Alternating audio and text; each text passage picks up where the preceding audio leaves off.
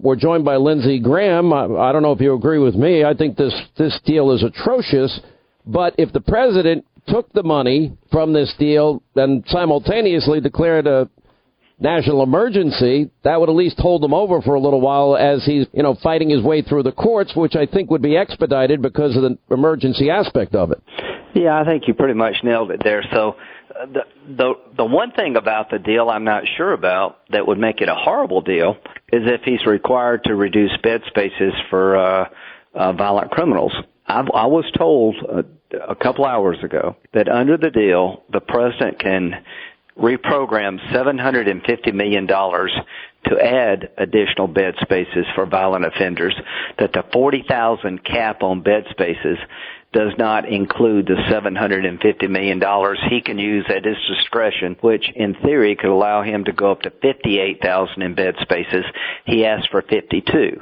So if that reprogramming is available to the president, that alleviates my concern about reducing bed spaces for violent offenders. Yeah, but you agree with me, this is not a good deal. This is not, it's not a serious... It's way short of what we need, absolutely. So, look, I think I know the president extremely well. I've known him for over a couple of decades, and we saw him last night, how passionate he was. I would think that he's looking at $1.35 million and saying, okay, you guys are not serious. Right. But if he took that money as a down payment and simultaneously declared the national emergency or USC 284, which clearly the language allows him to use the military to build some type of barrier at the southern border to stop drugs from coming into the country, I think he wins in the Supreme Court. They'll go judge shopping somewhere out in California. A liberal judge would side with them, then the Ninth Circuit will side with the Democrats. Then I would think the Supreme Court has a hard time saying no to accepting this case and making a ruling on it.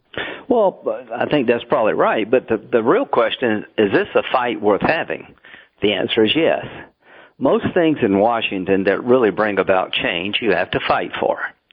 Now, this guy, President Trump, is fighting for the central promise he made domestically, which is to secure our border by having barriers where we need barriers.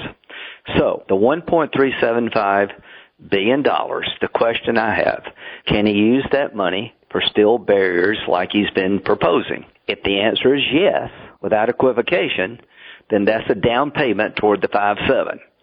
Then he does what you said. He takes what's left of the $880 million in the defense bill. He applies it to barriers where it makes sense. He declares a national emergency and reprograms money to finish out what's left of the 5.7. He goes to court. He fights like hell. I think he wins, but more than anything else, he'll be seen as have been fighting for what he promised, and the Democrats are on the wrong side of border security. There is no losing. Remember what we said 3 weeks ago. Give the Congress a chance to work with you. If they don't come up with an acceptable outcome, Mr. President, do it by yourself. That's where we're headed. I think that's where we're headed, too. Now, is it strategically better? And look, all my conservative friends are looking at this bill and seeing it as exactly as I labeled it last night. I said this is a garbage bill. I'm frankly surprised because I really do like Richard Shelby, and I'm a little surprised. He's a good guy. He did the best he could. You got to remember, these people hate Trump. Okay, but, the bottom line is the president doesn't want a government shutdown. Now, the other option would be to just do a continuing resolution, maybe short term, and send these guys back to the bargaining table, keep the government funded, but, and declare the national emergency anyway. You see, because if he declares the national emergency first, they're gonna take that money back out of the bill, don't you think? 100%. So this is why I hope people listen to your radio show. So here's the couple plays you can make here. Number one, if the bed space is reduced under this bill for violent offenders, I would not sign it. Even if it cost him his job, I would not sign it. I would do a continuing resolution. However, if under the bill, the deal, you can actually add bed spaces, that would alleviate that concern. What I would do if I were the president, I'd take the $1.375 billion, if I can spend it on barriers like I would like, and I'd do the rest by emergency declaration. That's what I would do. I think that is a good outcome for the country. Now, he's got to fight for the difference between the 1.3, 1.4, and 5.7, but that's a fight worth having. Look, if the president is going to have, at that point, it would be $2.35 billion or thereabouts. Right. All right, so that's money that can be used in the interim. Let's assume this is a 4 to 6 month court battle, maybe longer. What do you think? Well, so, this section that you keep referring to, I think it's 254, whatever section it is. Section 284, U.S. Code. 284. Okay, what it says, that the president can put barriers in place at drug court orders up to $880 million. Some of that money has already been allocated, Sean, so it's like $600 left. So you take the 1.375, you add this $600. You can do that without declaring an emergency. That's appropriated dollars from the Congress, plus an account we created last year that he can access without declaring an emergency. Then you declare emergency for the rest. I think it does go to court. It's a fight worth having. He's going to win. And if you ask me what kind of contrast you want with Democrats, it would be over this issue. The one thing that I know it's going to irk some people, and some people are going to say, no, he should just veto this bill. But the problem is, okay, and let's say he vetoes the bill and does the national emergency. Now we've got a whole issue of a shutdown to deal with once again. Right. But more importantly, at least in the interim, he's going to have, based on what you said about the $900 million and the 1.35, whatever the number is in the bill, he has that money to play with from day one. That's appropriated now, and so in the interim, right. I don't even think they could spend it that fast, to be honest. Well, you got to remember, we're talking about money to be spent by October the 1st this year. That's what this debate is about. How much money can we allocate for border security between now and October the 1st? If he does a continuing resolution, the most money available to him is $600 million for barriers, not 1.375. Because if we have to go back to last year's levels, the last time we appropriated money, he loses 2/3 of what we've obtained in this deal. All right, we'll take a quick break. We'll come back more with Senator Lindsey Graham on the other side. All right, as we continue with Senator Lindsey Graham of South Carolina, any senator, any friend in the Republican Party in the U.S. Senate that opposes the president doing the right thing to stop drugs, human trafficking, even young girls into prostitution, stop the cartels, stop the gangs, look at the 4,000 homicides, the 30,000 sexual assaults, 100,000 instances of violent assaults by illegal criminals, immigrant criminals, and if they don't support him, I would argue for them it's political suicide. Well, let me tell you about the party. The president beat 16 of us, decisively, and one of the central pieces of his agenda was to fix a broken immigration system by securing our border as step one. So here's what I think. It is an emergency, that he's made a compelling case that the border is dangerously broken. And Democrats might do things in the future with climate change and guns, but I know this. Donald Trump should do what he's planning to do on the border. Declare a national emergency because the facts justify that. And to my Republican colleagues, if we don't stand behind this president in declaring a national emergency, we must disagree with his evaluation of the problem that is a manufactured crisis, as Democrats say. How can you listen to this president describe the state of the border and not believe we have a crisis on our hands? It's obvious, and look at the crowd reaction last night. Now, not just the crowd inside the arena in El Paso. Look at the crowd outside. Look like 30,000 people outside. And I think Bozo, what did he have? He had under 1,000 people? I didn't see. Well, this is not my crowd's bigger than yours.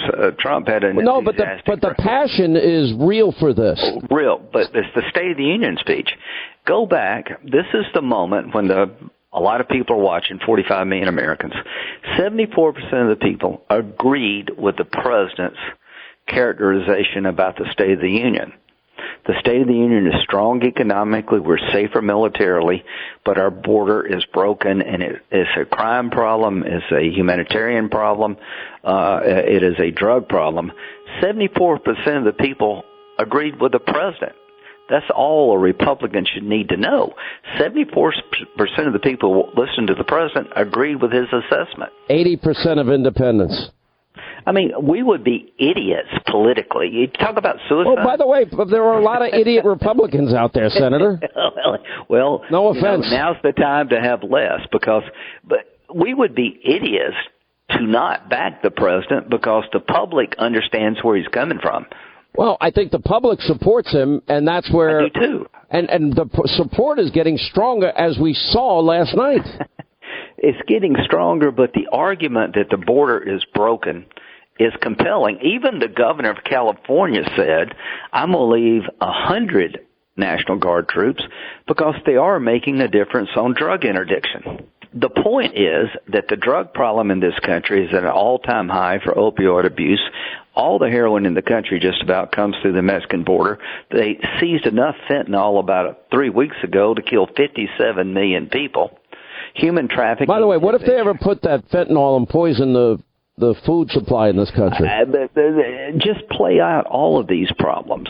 The bottom line is the president has made a compelling case that the border is dangerously broken, that he has power that every other president's had in the past to declare an emergency, and for the Republicans not to stand by him basically undercuts his assessment of the national security threats we face. He is our commander-in-chief. He is not wrong to believe that the border is under siege. He is not wrong to want to put up barriers where barriers make sense. And if you don't support him here, you're basically saying he is wrong with no evidence to suggest that you're right. Well, I'm just going to say what you're saying. Any Republican that won't back him in the Senate or the House on this is frankly not... They're not capable of doing their job. And if they don't see the same movie that we're watching. Yeah, and by the way, over the years, to be very clear, you and I have battled over issues involving immigration. We're in full sync here. Build the wall. Fund the wall, build the wall, declare the emergency, and get it over. Oh, so when Sean Hannity and Lindsey Graham are telling you this is what you should do, you should at least listen. All right. So here's the point. Real quick. I've always believed you're not going to fix a broken immigration system until you secure your border. Democrats are opposed to border security when it comes to barriers.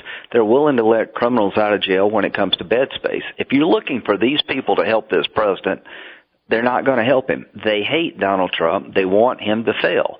So to all my Republican colleagues who worry about the precedent we're setting for the future and the legal niceties, here's what I would say. It's not what a Democrat may do in the future should drive your thinking. It's whether or not this president is right. This president is right to say that the border is broken and we need emergency funding. He is right. It's not about what a Democrat might do in the future. It's about whether or not this president is right, and I believe him to be right. All right, Senator Lindsey Graham, you're right on this issue, and I think it would be ironic he takes the money and then he declares the emergency at the same time. That would piss off every Democrat and liberal in the country. Thank you for being with us.